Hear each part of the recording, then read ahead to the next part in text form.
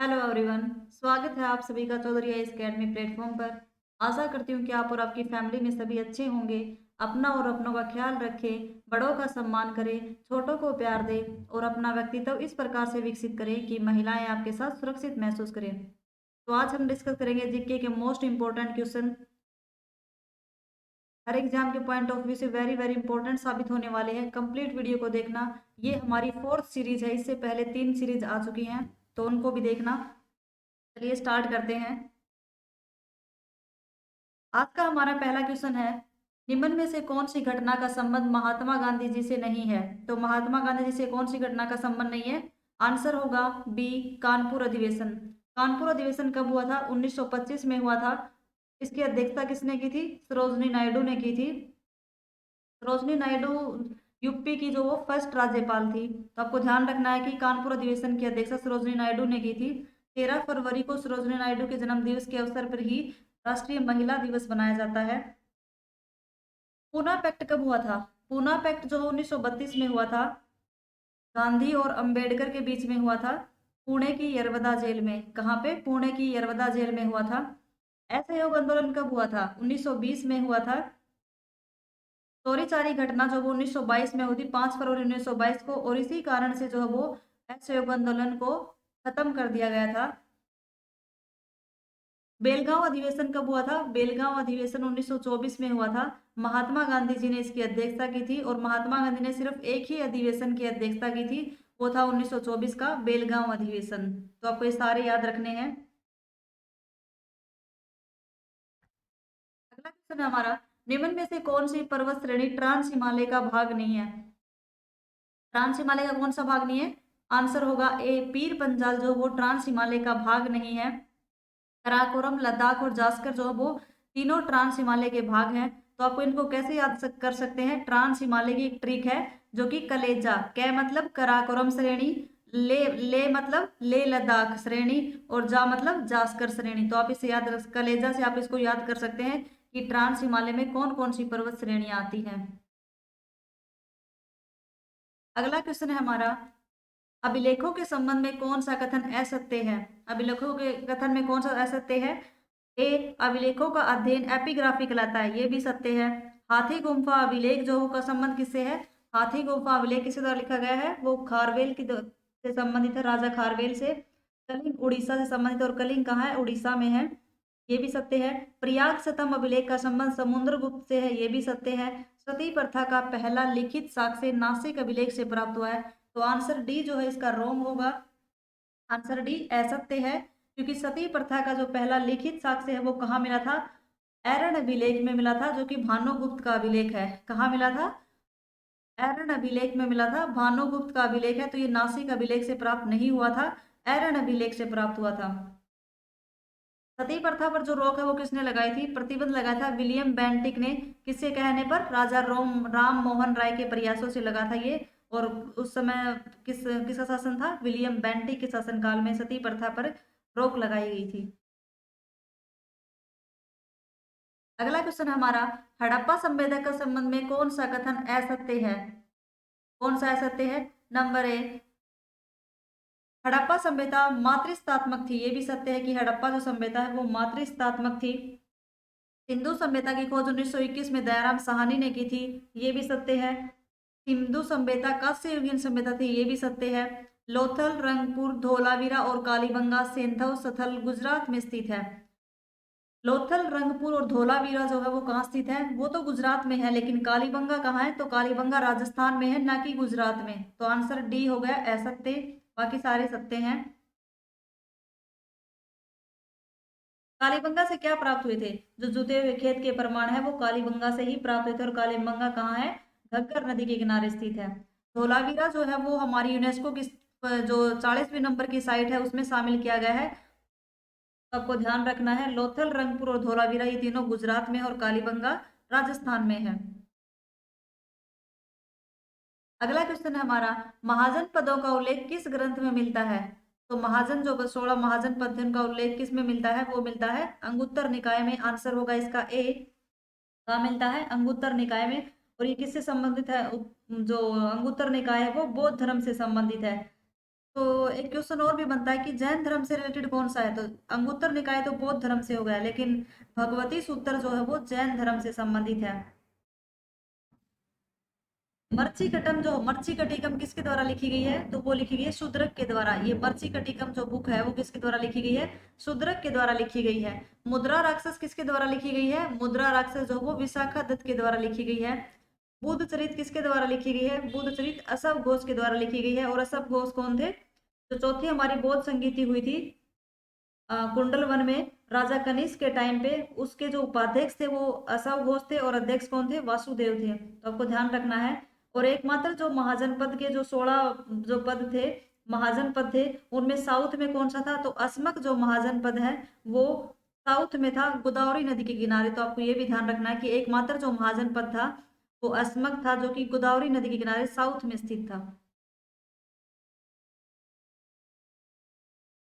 अगला क्वेश्चन है हमारा, एशियाई विकास बैंक का मुख्यालय कहाँ स्थित है।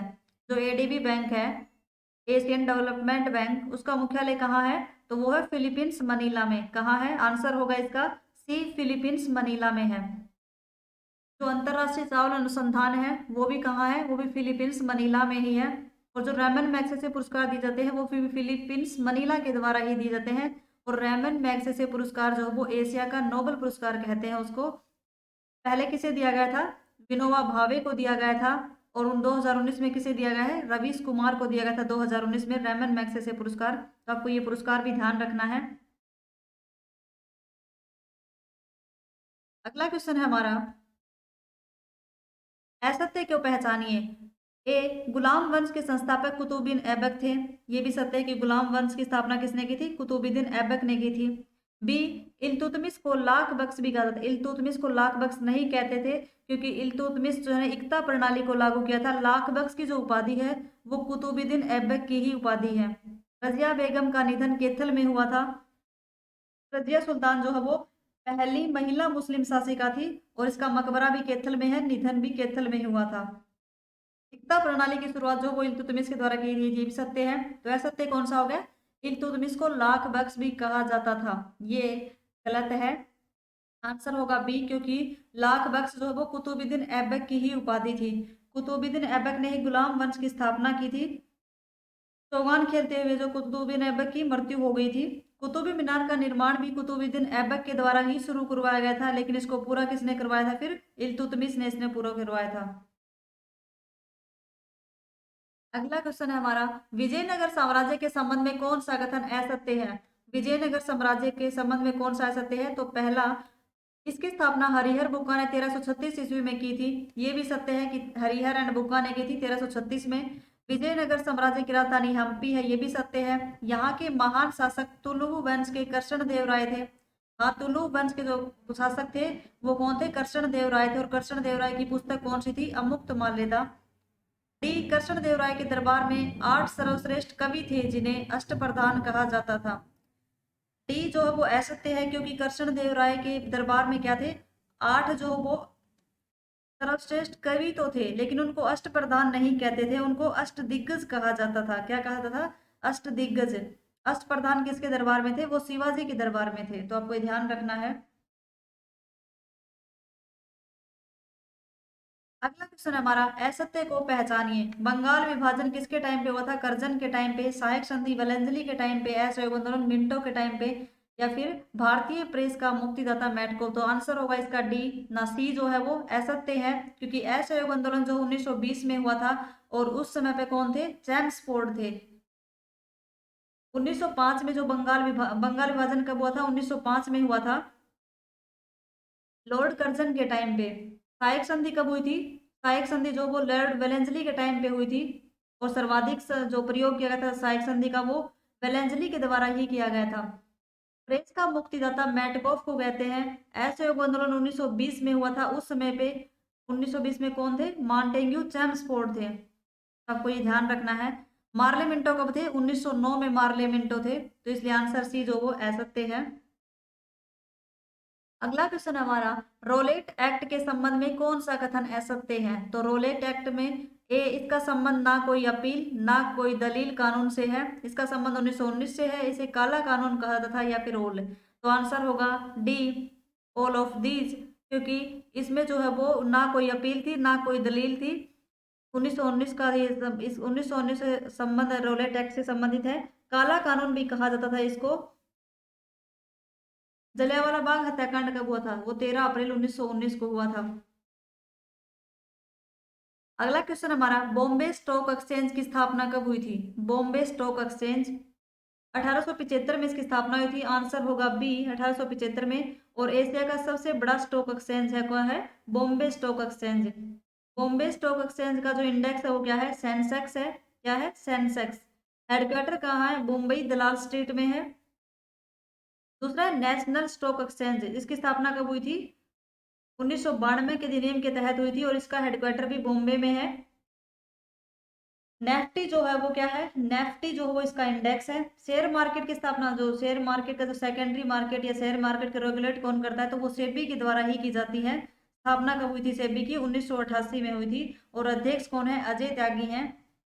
2002 में क्या हुआ था? जैव विविधता जो अधिनियम लागू किया गया था वो 2002 में हुआ था। अगला क्वेश्चन है हमारा, शिक्षा के संबंध में कौन सा कथन असत्य है? 86वें संविधान संशोधन का संबंध शिक्षा के अधिकार से है, तो 86वां अमेंडमेंट जो हुआ था 2002 में वो शिक्षा से संबंधित है, ये भी सत्य है। आरटीई 2009 अधिनियम 1 अप्रैल 2009 से प्रभावी हुआ था, ये सत्य नहीं है। आंसर होगा इसका बी, क्योंकि जो राइट टू एजुकेशन है वो 2009 का अधिनियम था, लेकिन लागू कब हुआ था? 1 अप्रैल 2010 से लागू किया गया था इसको। कि शिक्षा संवर्ती सूची का शिक्षा जो वो संवर्ती सूची का विषय है। शिक्षा पहले राज्य सूची का विषय था, लेकिन 42वां अमेंडमेंट 1976 के थ्रू क्या किया गया? इसको संवर्ती सूची में शामिल कर दिया गया। 42वां जो संविधान संशोधन हुआ था 1976 में, उसमें जो है वो शिक्षा को राज्य सूची से संवर्ती सूची का विषय बना दिया गया है। कस्तूरी रंगन समिति का संबंध शिक्षा से है। कस्तूरी रंगन का संबंध किससे है? शिक्षा से ही है, क्योंकि 1986 में जो समिति थी उसमें क्या हुआ था? 10+2 की पॉलिसी थी, लेकिन अब 2020 में जो इस समिति में चेंज किए गए हैं वो क्या है? 5+3+3+4 की शिक्षा नीति है, और शिक्षा में जीडीपी का 6% भी आपको ध्यान रखना है। अगला क्वेश्चन हमारा, असत्य को पहचानिए कि गलत कौन कौन से हैं। नागार्जुन जो सागर परियोजना है तो वो कहाँ पे है? नागार्जुन जो परियोजना है वो कृष्णा नदी पर है, और कृष्णा नदी पर क्या है? अलमाटी डैम भी कृष्णा नदी पर ही है। उकाई परियोजना कहाँ है? उकाई जो परियोजना है वो ताप्ती नदी पर है। ताप्ती कहाँ? गुजरात में। तुलबुल परियोजना कहाँ है? तुलबुल परियोजना चिनाब नदी पर नहीं है, बल्कि वो कहाँ पे है? झेलम नदी पर है, जम्मू कश्मीर में। तो इसका आंसर हो गया सी। तुलबुल परियोजना कहाँ है? तुलबुल परियोजना झेलम नदी पर है, जम्मू कश्मीर में। माता टीला परियोजना कहाँ है? बेतवा रिवर पे है ये। कहाँ पे है? बेतवा पे, बुंदेलखंड में। माता टीला परियोजना बेतवा नदी पर है, बुंदेलखंड में। तुलबुल परियोजना झेलम नदी पर है, कहाँ पे? जम्मू कश्मीर में। और उकाई परियोजना कहाँ है? ताप्ती नदी पर है, गुजरात में। नागार्जुन सागर परियोजना कृष्णा नदी पर है, और अलमाटी बांध जो वो कृष्णा नदी पर ही बनाया गया है। चिनाब नदी पर कौन कौन सी परियोजनाएं हैं? तो कौन सी हैं? दुलहस्ती है, सलाल है, बगलीहार है, पकुडम है, और रेटल परियोजना है। ये सारी परियोजनाएं जो चिनाब नदी की है, कौन कौन सी? दुलहस्ती, सलाल, बगलीहार, पकुडम या फिर रेटल परियोजना, ये सारी चिनाब नदी पर है। अगला क्वेश्चन हमारा, असत्य को पहचानिए। आंसर क्या होगा इसका? डी, क्योंकि तमिलनाडु का लिंग अनुपात 1000 से अधिक है। 2011 की जनगणना के अनुसार भारत की कुल जनसंख्या विश्व की जनसंख्या का 17.5% है, ये भी सत्य है। भारत का जनघनत्व 382 प्रति व्यक्ति वर्ग किलोमीटर है, ये भी सत्य है। कि भारत का लिंग अनुपात 943 है, ये भी सत्य है। डी, भारत में केवल केरल और तमिलनाडु का लिंग अनुपात 1000 से अधिक है। तो भारत में केवल केरल का ही लिंग अनुपात जो है वो 1000 से है, न कि तमिलनाडु का। तो आंसर डी होगा इसका असत्य। जो हमारी 2011 में जनगणना हुई थी, किसके टाइम वो अध्यक्ष कौन थे वहां पे? चंद्रमौली। महाविभाजक काल किसे कहते हैं? तो महाविभाजक जो काल था वो 1911 से लेकर 1921 तक का था। जो लिंग अनुपात है उसमें कितनी वृद्धि हुई है? 2001 और 11 के बीच में कितनी वृद्धि हुई है? तो वो 10% की वृद्धि हुई है। कितनी? 10% की। लिंग अनुपात में 10% की वृद्धि हुई है, लेकिन बाल लिंग अनुपात में कोई भी वृद्धि नहीं हुई, उसमें सिर्फ कमी हुई है। सबसे पहले जो हमारी जनगणना की शुरुआत हुई थी वो 1872 में हुई थी लॉर्ड मेयो के टाइम पे, लेकिन जो वैज्ञानिक आधार पर होनी शुरू हुई थी 10 वर्ष के लिए वो रिपन के टाइम पे हुई थी, लॉर्ड रिपन के टाइम पे 1881 से इसकी शुरुआत की गई थी प्रॉपर तरीके से। और 2011 की जनगणना के अध्यक्ष कौन थे? चंद्रमौली थे। उसकी थीम क्या थी? अवर सेंसेक्स अवर फ्यूचर। जो नकारात्मक जो ग्रोथ रेट है वो कहाँ पर है? नकारात्मक जो नेगेटिव ग्रोथ रेट है वो है नागालैंड में है। तो आपको ये सारे क्वेश्चन इससे रिलेटेड ध्यान रखने हैं। अगला क्वेश्चन है हमारा, मानव अंगों की खरीद बिक्री और बेगार प्रथा का प्रतिषेध किस अनुच्छेद में है? मानव अंगों की जो खरीद और बिक्री होती है उसका संबंध किस आर्टिकल से है? वो है आर्टिकल 23। आंसर होगा सी। आर्टिकल जो 23 है वो किससे संबंधित है? बलात् श्रम पर प्रतिषेध या बेगर प्रथा या जो मानव अंगों की खरीद या बिक्री होती है उससे संबंधित है। आर्टिकल 17 किससे संबंधित है? अस्पृश्यता का अंत या छुआछूत का अंत। 20 किससे संबंधित है? दोहरे दंड से बचाव के लिए कौन सा है? तो आर्टिकल 20 है। और 32 संवैधानिक उपचारों का अधिकार है। अगला क्वेश्चन है हमारा, राष्ट्रीय आपातकाल लागू करने के लिए वर्तमान में कौन सा आधार नहीं है? तो राष्ट्रीय जो आपातकाल लागू होता है वो 3 आधारों पर होता है मूल संविधान में। कौन कौन से हैं? युद्ध है, बाहरी आक्रमण है और आंतरिक अशांति है। कौन सी है? आंतरिक अशांति या फिर आंतरिक विद्रोह है। तो आंतरिक जो विद्रोह था उसको जो उसको जो 44वां संविधान संशोधन हुआ था उसको आंतरिक अशांति को जो वो हटा दिया गया था या उसे क्या कर दिया, इसकी जगह पर सशस्त्र विद्रोह कर दिया गया है। तो इसका वर्तमान आधार अब कौन सा नहीं है? आंतरिक विद्रोह जो है वो राष्ट्रीय आपातकाल का आधार नहीं है। कौन कौन से हैं? युद्ध है, बाहरी आक्रमण है और सशस्त्र विद्रोह है। क्योंकि आंतरिक जो विद्रोह था उसको 44वां संविधान संशोधन 1978 के थ्रू जो वो इसको सशस्त्र विद्रोह में बदल दिया गया था। तो इसीलिए आंतरिक विद्रोह नहीं है इसका आधार। तो आंसर होगा सी।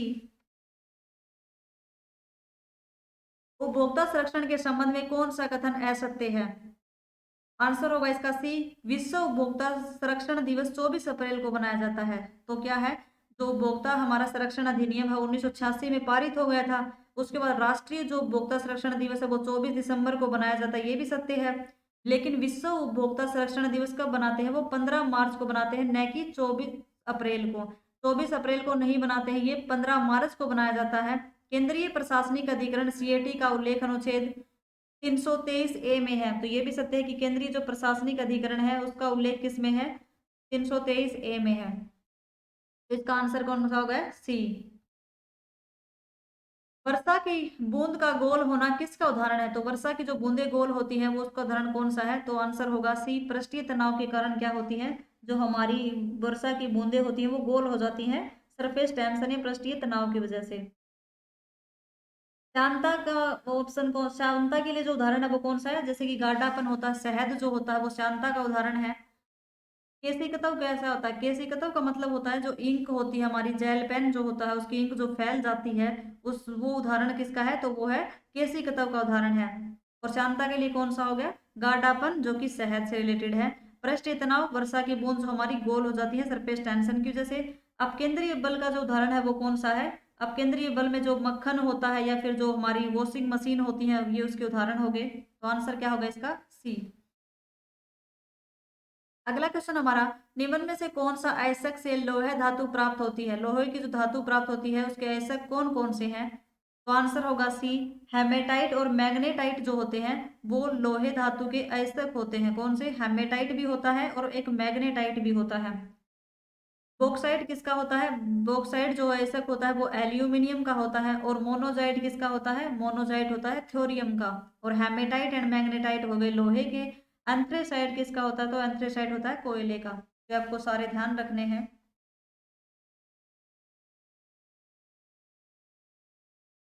आशा करती हूँ कि आज का सेशन आप लोगों को पसंद आया होगा। पसंद आया तो लाइक शेयर एंड सब्सक्राइब करें और अपने साथियों के साथ शेयर करें। धन्यवाद।